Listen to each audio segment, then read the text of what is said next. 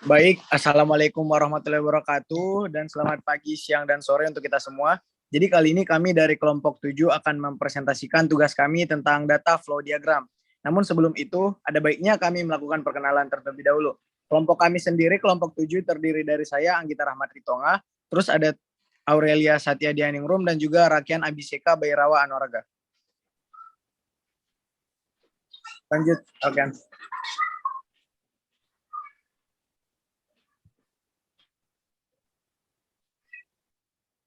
Ian, lanjut, Ian. Baik.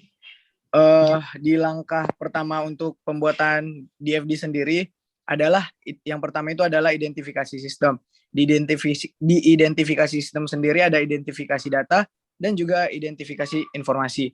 Pada identifikasi data ada data barang, file vendor, file stok, data daftar barang, dan juga bukti pengeluaran. Sedangkan untuk identifikasi informasi ada laporan pemasukan barang, ada rekap data barang, ada laporan pengeluaran barang, dan juga laporan update stok.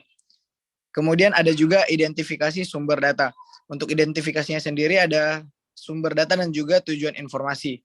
Untuk sumber data ada vendor, bagian gudang, ada bagian instalasi 1, ada bagian pimpinan, dan juga untuk tujuan informasi ada bagian gudang dan juga bagian pimpinan. Selanjutnya untuk langkah keduanya adalah membuat konteks diagram. Di konteks diagram sendiri kita harus menentukan nama sistem. Untuk pada case ini yaitu nama sistemnya adalah sistem informasi penerimaan dan pengeluaran barang. Selanjutnya kita perlu untuk menentukan terminator yang ada.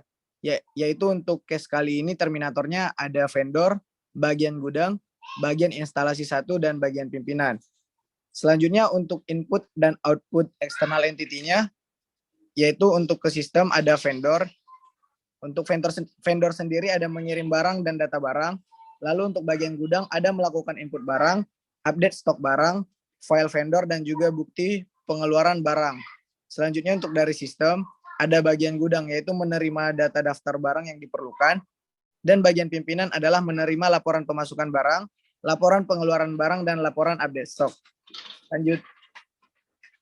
Nah, jadi untuk dari yang tadi itu, berikut adalah hasil dari diagram konteks sistem informasi penerimaan dan pengeluaran barangnya.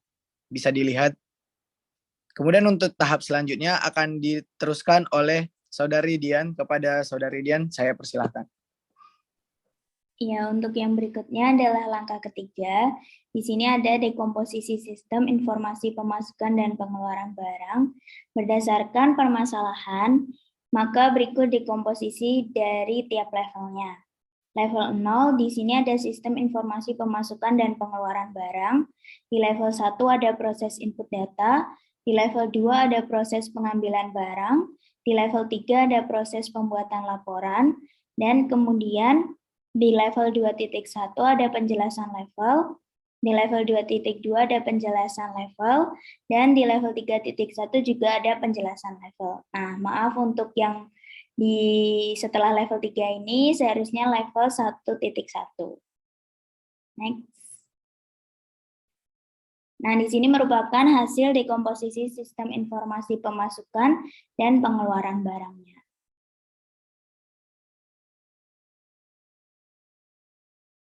Selanjutnya akan dijelaskan oleh Rakyat.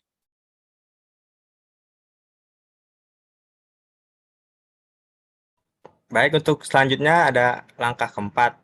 Yang pertama itu menentukan proses utama yang ada pada sistem dan menentukan apa yang diterima dan dikirim setiap proses dari atau ke sistem.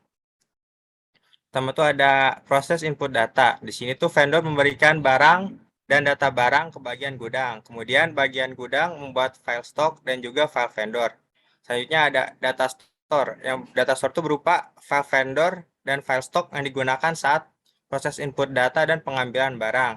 Selanjutnya ada proses pengambilan barang. Di sini bagian gudang melakukan pengecekan stok barang, kemudian melakukan update stok pada sistem dan juga bukti pengeluaran barang. Selanjutnya ada data store. Data store yang berupa file vendor dan file stok digunakan saat proses pengambilan barang dan pembuatan laporan. Yang terakhir ada proses pembuatan laporan. Di sini bagian gudang membuat laporan pemasukan barang berdasarkan file stok dan file vendor. Selain itu, membuat laporan pengeluaran barang dan laporan update stok. Ketiga laporan tersebut kemudian diserahkan kepada bagian pimpinan. Berikut adalah hasil dari level 0 sistem informasi pemasukan dan pengeluaran barang. Seperti ini diagramnya.